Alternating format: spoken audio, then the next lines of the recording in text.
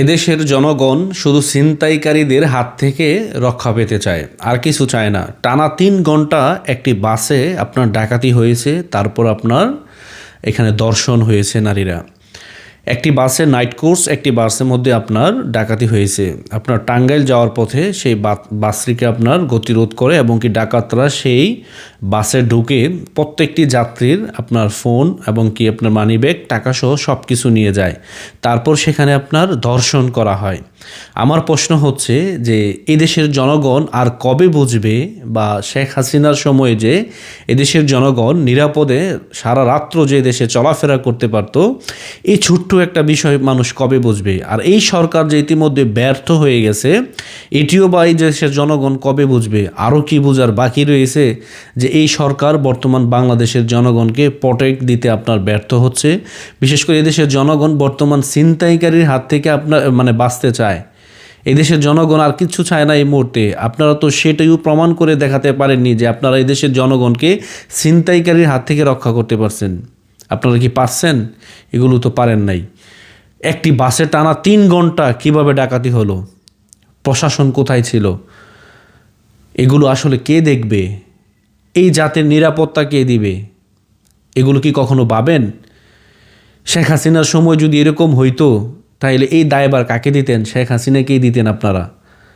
কেন আপনাদের নিরাপত্তা নিশ্চিত করতে পারলো না? আজকে আপনি কাকে দায়ভার দিবেন? তাদেরকে দিতে পারবেন না। তাদেরকে দায়ভার দিবেন, আপনি আওয়ামী লীগের দোসর হয়ে যাবেন। আমাদের দেশে এখন অহরহর আপনার ছিনতাইয়ের ঘটনা ঘটতেছে। কেন ঘটতেছে? কারণ এদেশে কিন্তু নিরাপত্তা নাই। যে কাউকে পাইলেই রাস্তায় কোপ দিয়ে সব কিছু নিয়ে যাচ্ছে। এগুলো কেন হচ্ছে? কারা করতেছে?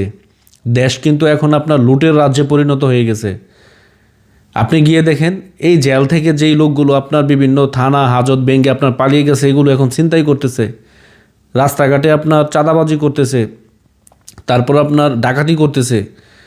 এই দায়ভার কে নিবে?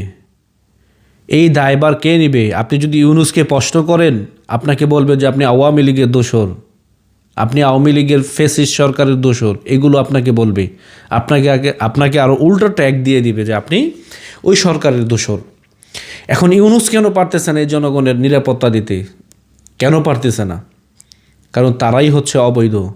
তারা কিভাবে এদেশের জনগণের নিরাপত্তা দিবে? ইউনূস এখন যেই কথাগুলো বলে, মনে হচ্ছে সে যেন এদেশের একবারে নির্বাচন দিয়ে সে 5 বছরের জন্য ক্ষমতায় বসছে, এরকম একটা ভাবসাব দেখায় সে।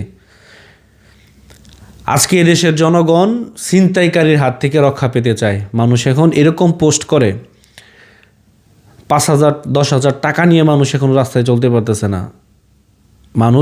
মানুষের নিরাপত্তাটা কোথায়? এদেশের জনগণের নিরাপত্তা কোথায়? আমাকে আগে বলেন এই কথাটা। এই কথার প্রশ্ন কে, এই প্রশ্নের উত্তর কে দিবে? এই অবৈধ উপদেষ্টারা দিতে পারবে? দিতে পারবে না। আজকে মানুষের নিরাপত্তা নাই বাংলাদেশে। কই, শেখ হাসিনার সময় তো এগুলো ছিল না। শেখ হাসিনার সময় তো আপনার এরকম ঘটনা ঘটেনি।